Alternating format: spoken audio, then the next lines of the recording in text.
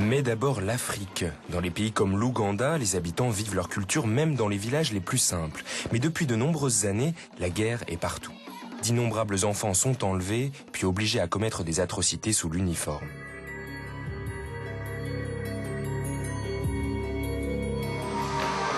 Une compagnie de danse s'est emparée du sujet. Avec la chorégraphe française Valérie Miquel, les danseurs ont créé une pièce saisissante.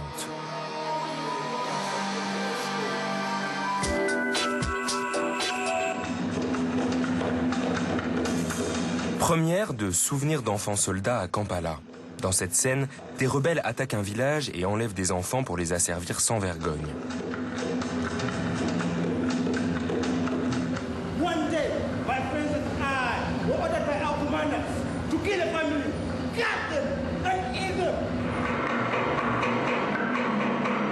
Les exactions brutales d'une guerre bouleversante.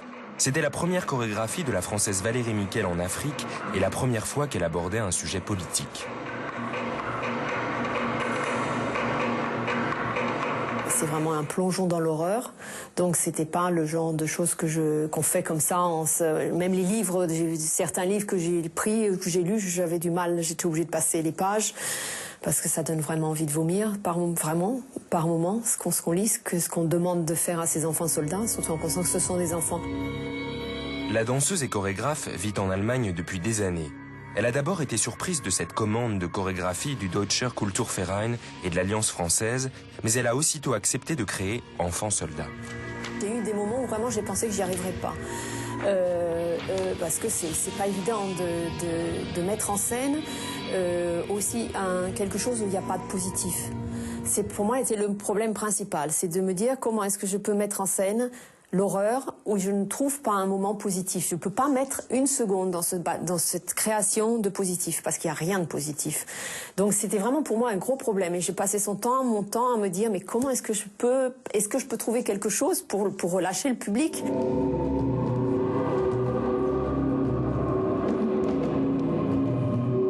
Ce qui est très drôle, c'est qu'il y a la scène la plus simple, qui est cette scène où j'ai fait « Our childhood is destroyed », notre enfance est détruite.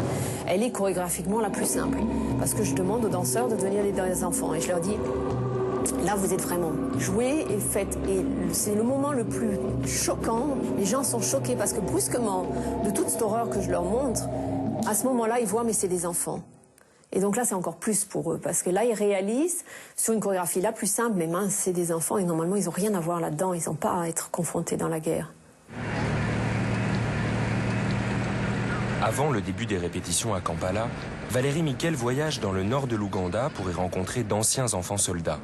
Elle veut se faire elle-même une idée de la situation dans ces camps de réhabilitation, afin de la mettre en scène de manière aussi réaliste que possible.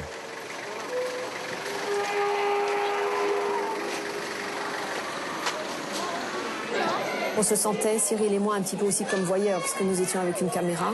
On se sent mal d'être là, et on disait toujours, on est des artistes, et on veut juste essayer de parler pour vous, on voudrait comprendre, et on voudrait parler au mieux pour vous.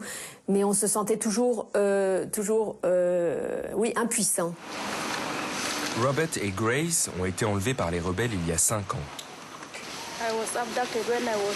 Robert, qui a aujourd'hui 15 ans, raconte qu'il a été attaqué alors qu'il bêchait dans le jardin. Les rebelles l'ont emmené en laissant sa mère. Ils l'ont maltraité et l'ont menacé de le tuer s'il cherchait à s'enfuir.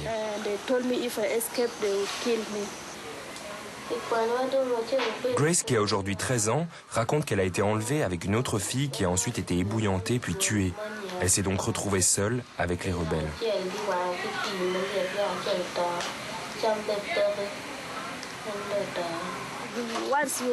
Robert raconte ensuite que si quelqu'un s'enfuyait et était rattrapé, il était tué sur le champ et c'était aux enfants de l'exécuter.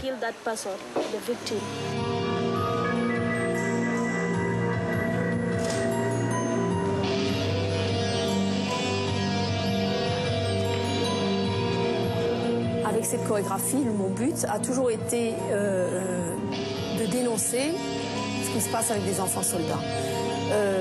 Et ça s'est intensifié après, quand je suis partie là-bas. Parce que là, je les ai rencontrés, et tous les enfants et tous les gens que j'ai rencontrés qui travaillent pour ces enfants soldats m'ont tous demandé « Please, talk to the world ». to talk to the world what you have seen and say to the people that it is no more happening. Dis-le au monde. Et ce qui fait que c'est devenu encore plus fort pour moi. Ce n'est pas qu'une création qui dénonce, mais c'est aussi une création qui vraiment veut porter aux gens. 15 danseurs professionnels ougandais sont engagés pour mettre en scène cette sinistre réalité. Les danseurs étaient dès le départ très concernés par le thème. Nous avons travaillé exactement 11 jours. Et normalement, c'est impossible. Et ça a marché. Mais on a travaillé comme des fous aussi. On a travaillé vraiment du matin jusqu'au soir. Et mes danseurs étaient tellement motivés. C'était toujours « Let's try, Valérie, let's try ». Je pense qu'à travers une création de danse, on peut toucher les gens encore plus durement, parce que là, je touche au niveau des sentiments. Il n'y a pas de scène. Je n'ai pas montré de scène d'horreur. Il y a juste des effets vidéo il y a certaines scènes, mais il n'y a rien d'horreur. C'est pas dramatique ce qu'on montre. Il n'y a pas de sang. Il n'y a rien de tout ça. Mais il y a des émotions. Il y a une force. Il y a la guerre qui est montrée. Il y a des enfants et je parle à leur nom.